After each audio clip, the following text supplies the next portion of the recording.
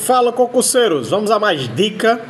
A dica agora é de direito constitucional do Poder Legislativo.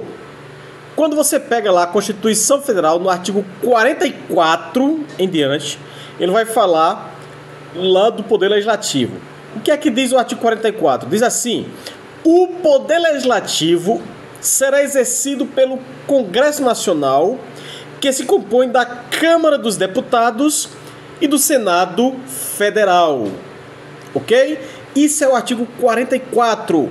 Diz que o Poder Legislativo é exercido pelo Congresso Nacional.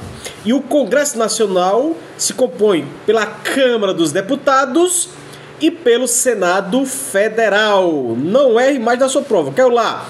Poder Legislativo, ele é composto por Câmara dos Deputados e pelo Senado Federal. Tranquilo? Não é mais. Um forte abraço.